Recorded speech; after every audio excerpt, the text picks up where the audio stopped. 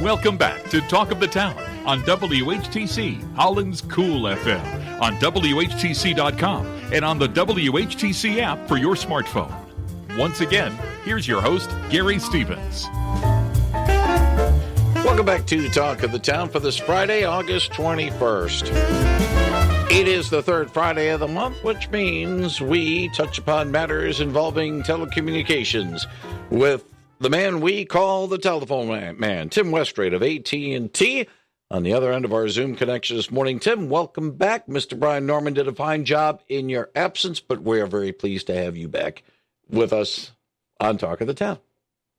Thank you, Gary. It's good to be back. I spoke with Brian, and he said the show went well, and it's nice to have a colleague that can fill in and do a great job while I'm out, and maybe we'll have him back in future opportunities. Yeah, give you a chance to have some more time off. If you have a question about telecommunications in general or AT&T in particular, Mr. Weststrate would be happy to answer it at 616-395-1450. Paul Harvey used to call this shop talk, talking about things going on within the industry. He used it for any media-related conversations that he would have on his daily news program. So we'll do a little shop talk with Tim today because of the fact that we have a couple of business actions going on with AT&T. AT&T has picked up some spectrum licenses from EchoStar. Explain the transaction and what does that mean? Yeah, we recently closed an acquisition with EchoStar that's going to add about 50 megahertz of low band and mid band spectrum to AT&T's holdings. And this covers virtually every market across the United States, which strengthens our position in advanced connectivity across 5G and fiber. And it was for the low price of $23 billion, $23 billion with a B. This purchase added spectrum that enables AT&T to boost its 5G capacity and download speeds. And of course, we all know that the bandwidth appetite of this country is not smaller, it's bigger. It grows every single day. And so we are trying to keep pace with that. In fact, not just keep pace, but stay ahead. So as we continue to work in the background on 6G technology, we continue to reinforce 5G technology and the capacity needed for our customers on the network. So yeah, we're very proud that we were able to take advantage of this opportunity with EchoStar to reinforce our network and add much needed spectrum for our customers to enjoy across the country. Will it lessen the dreaded buffering that we see from time to time? It sure will, yeah. And you know, we'll probably talk a little bit more about this in some other part of the conversation today. But that 50 megahertz actually adds two different spectrums, one in the 600 megahertz area and the other one in the 3.45 gigahertz. And sorry, this is a little bit techy, a little nerdy, but the 600 megahertz area is a much lower frequency and it tends to travel further and penetrate buildings better. And that's important because if you're using your cell phone in your home or in a building, that part of that spectrum penetrates those structures much better. And then 3.45 gigahertz is it's a higher frequency, so it travels faster. Maybe doesn't quite penetrate as well, but it's a mid band that still does a decent job penetrating structures, but it's got a larger capacity, which will help you with that buffering. So we love that we were able to get spectrum on the lower end, but also in the mid band, and you put those two together. And you've got a workforce that does really well for customers. All right, I'm going to stay on the nerdy side of this because we're talking tech stuff right now. There is, I'm not going to say the retailer, the restaurateur in downtown Holland, but there is one that I've dined at in the past. Several years ago, I could not use my cell phone inside. It's an older building, and it was fine once I stepped out, but inside the building, maybe it's, old pipes or old lead or something like that. Is that a thing of the past, or is that still a problem in some areas? No, it's still a problem. We deal with all kinds of building construction. You can have a pole barn, and that metal tin can make it very challenging for our signal to penetrate. You have a lot of concrete construction has a lot of rebar in it, and that rebar can be challenging for our signal sometimes. And probably the biggest thing, honestly, today, Gary, the low E glass. Everyone wants to build to these standards that make the building very, heat resistant, well insulated, keep that heat out. And that's great technology when it comes to keeping your heating and cooling bill down.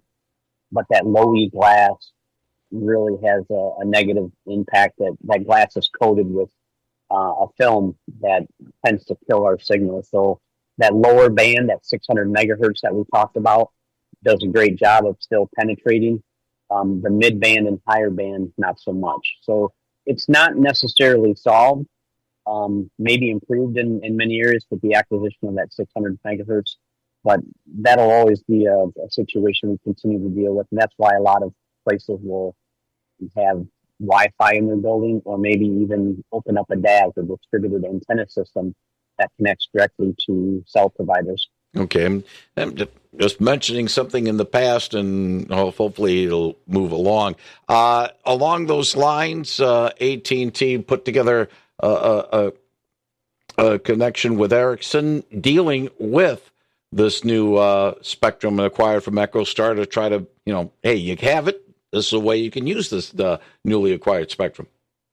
Yeah, as you can imagine, we want to leverage that new spectrum, and a part of leveraging that means partnerships with equipment providers. And so we selected recently Ericsson to provide 600 megahertz dual band radios to support deployment of our newly acquired spectrum from EchoStar. And this new spectrum and advanced radios will improve capacity, reliability, coverage, and performance for our customers, much like we just talked about. So customers can expect more reliable connections in more places, i.e. maybe that restaurant. Would love for you to go check it out and let me know, is the coverage better? So those connections may improve in more places, including indoors and rural areas where coverage can sometimes be harder to deliver. These upgrades help prepare the network for growing demands from everyday apps, connected devices, AI. There's that AI word, right? That's coming. It's being built into our network, and people are using AI much more every day. And data-heavy experiences will be improved. So both now and in the future, these new radios from Ericsson are going to help customers have a better experience. Dealing with, you mentioned a little bit, Tim, about the possibility of seeing 6K. As we're in 5K right now, and there's a possibility of 6K coming up maybe within a year. Who knows? All depends how technology moves along. You want to have your network ready to go once 6K becomes a reality, and modernizing that wireless network is doing, you're making inroads. AT&T is making inroads on it. Yeah, we continue to work with the industry, our competitors and us, and also providers around the world. We meet, we set up standards, and so we want to make sure that there is an industry standard to deploy 6G. So as equipment providers, i.e. Ericsson, Nokia, those different equipment providers, they want to have a standard from the industry, so they build according to that standard so that equipment can be used ubiquitously across multiple providers' networks. So that work's being done. The foundations are being set. Definitely don't think we're going to see 6G in 2026, maybe not even 2027, but those standards continue to be developed, refined, and kind of locked into place at some point here. So when we go to market with 6G, we'll have a standard across the industry that will benefit all customers for all providers. And of course, once 6G becomes reality, we'll probably see, because 3G is gone, right? Yeah, 3G is gone. Once we get 6G, I have a funny feeling 4G is coming up. I think you're right, and I think you're exactly right, and I hope people. I'll use the initials FFA. I hope they are planning on that. You may recall that when we cut out the 3G, there were some issues with the FFA or the FAA and some airlines that had radios on their or receivers on their planes.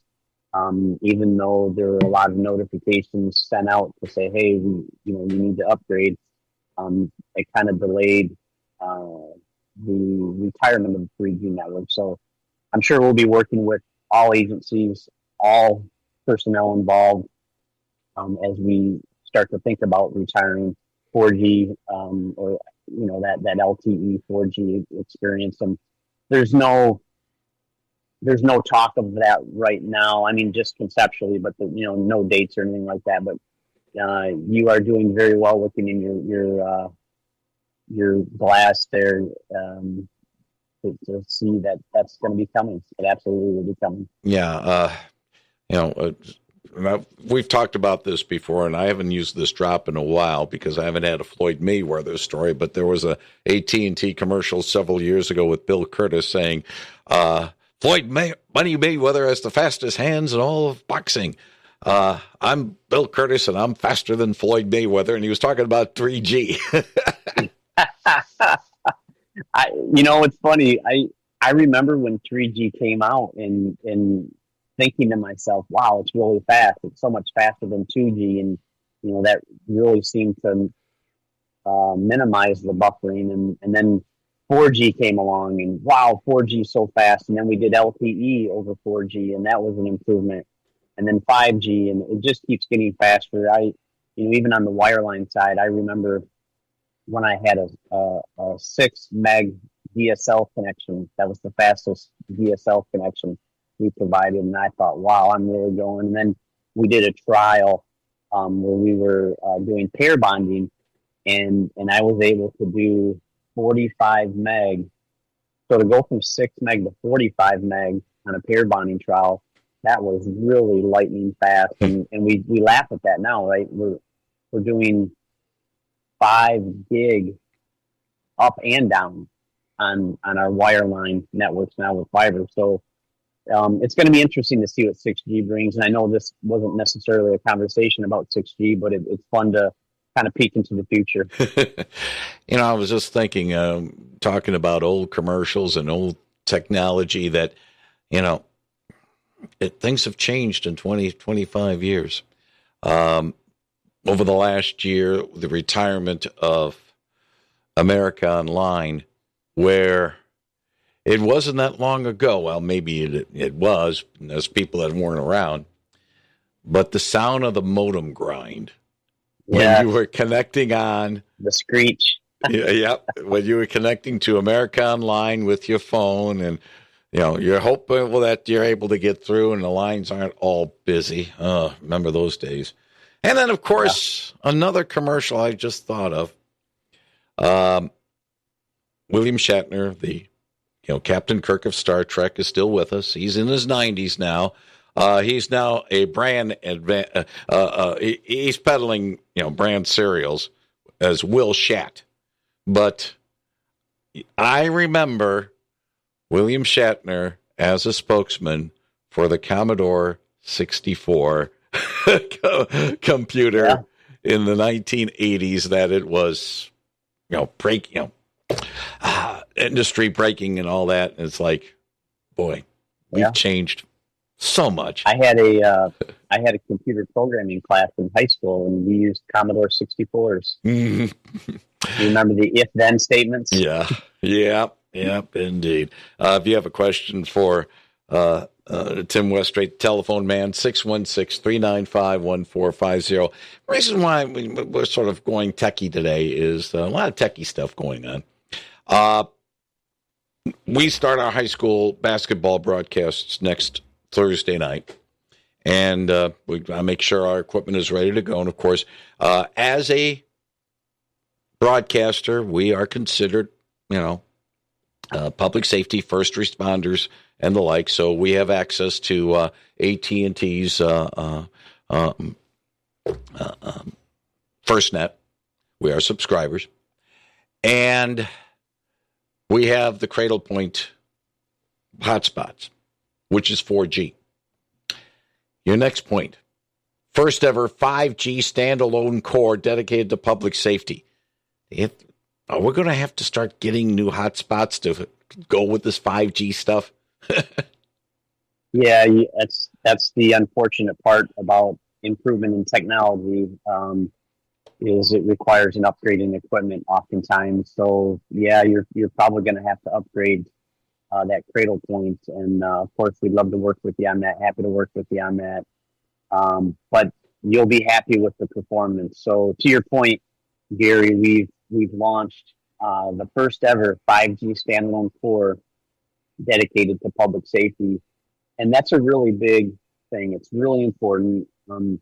The band 14 spectrum that we got when we won, we were awarded the federal government contract to build FirstNet. It did many things, and one of them, it gives priority to first responders and preemption. So if priority meaning if there's a lot of traffic on the network, those first responders, including yourself, you're going to get priority so you can get the message out to the listeners. And if it's a really bad situation, a really big emergency, you will get preemption where people might get moved off from that band 14 spectrum. The commercial spectrum will still be available. It will probably be busy, but we will move commercial traffic off in that band 14 to prioritize and make sure that first responders can get the message out so they can communicate, because obviously they need that priority to make sure that the traffic happens that needs to happen. That's one of the most important lessons we learned from 9/11. And here, as we come upon the 25th anniversary of 9/11 in just a few weeks, I think it's probably really appropriate to talk about that lesson of communications at an unprecedented level breaking down. We now have systems in place. We have compact, rapid deployables, drones that can fly up and pull a fiber with them to create an instant cell tower. It's amazing technology that we're able to do, and we're proud to provide that standalone core on that band 14. And even if it's just to broadcast a high school football game, that's important to people too, right? Mm-hmm. Indeed. And of course, what we'd like to have, it's not so much with Greg Chandler here on WHTC, because the games he does here in Holland or in Zeeland or, it's in the area. It's when we send Jim McKinney down to Saugatuck on the van, or to exotic locales such as Hartford or Comstock or Three Rivers or Cassopolis. I've had problems in the past with that. So hopefully, we don't have those problems. We'll see. Yeah, I hope the standalone core will improve that, along with this additional commercial spectrum that we've acquired. I think you're going to see a lot of improvements across the country. Tim, let's talk a little bit about a thing that AT&T has called Connected Learning Center. There are now 100 of them, and there are 3 in Michigan, one coming up a little bit later on this year in the Flint area. Yeah, we're really proud of our partnerships with local nonprofits around the country. And we last week celebrated our 100th Connected Learning Center. Now it's on the opposite side of the country, out in California, in Sacramento. But we marked this milestone, opening our 100th Connected Learning Center by distributing 100 laptops to community members where eligible recipients can also apply for 1 year of free AT&T fiber where available. These connected learning centers, or CLCs, that we call them internally CLCs. They're housed in nonprofit organizations. They provide free internet, Wi-Fi, and digital literacy resources. And additionally, organizations receive up to a $50,000 community investment grant from AT&T. These CLCs help community members complete schoolwork, apply for jobs, access online healthcare, and more. They do a lot of training, digital training, where folks will come in and learn how to operate a computer. And, that's something maybe guys like you and I take for granted, Gary, because we do it every day. It's part of our everyday job. But there are a lot of folks out there that have never had a laptop before. I've had the privilege of being at some laptop distribution events in West Michigan where I've handed out laptops to people who have never had a computer before in their life. And so you can imagine they need to learn a little bit. There's kind of a ramp up to get familiar with that equipment. So at these CLCs, they can learn to do that. And to date, we're proud to say that CLCs have served over 200,000 people nationwide. And, the opening of this 100th, it builds on AT&T's $5 billion commitment to help 25 million people connect to greater possibilities through internet access, digital learning tools, and community-based resources by 2030. So again, you mentioned we've got 3 in Michigan right now. 2 are in Detroit. 1 is in Grand Rapids at the Baxter Community Center. And then we're going to be opening up a 4th one later on this year in Flint. So super proud of that partnership with nonprofits around the country. And since 2021, AT&T has opened connected learning centers across 25 states in collaboration with national and local nonprofits, including Boys and Girls Clubs of America, Goodwill, the Salvation Army, the YMCA of USA, and many, many more. Dare I ask? I will dare ask. What if an organization around here would like to partner with AT&T? Are there certain criteria that has to be met? What do they do? Well, I will tell you, if I have anything to say about it, I would love to open up one in Howland. I'm not sure that would happen. Howland's, a little bit of a smaller market, so I don't know what the likelihood of that is. But boy, if it was up to me, I would do it in a heartbeat, and it would be a conversation. We would want to identify a very strong local provider, a nonprofit that's got great groups throughout the community. Again, Boys and Girls Clubs and YMCAs are great locations for that, but it doesn't have to be one of those. And they're just wonderful places to work with. Yeah, the reason why I say that is that the Boys and Girls Clubs, we got one on the north side. They want to paint the town blue. And the Salvation Army, we'll talk next week with Captain Matt Winters with the Salvation Army here in Howland. There's Community Action House, Gateway Mission, City on the Hill Ministries. Well, let's put it this way. There might be more than 100 opening up. We might be talking about 200 by this time next year. We'll see.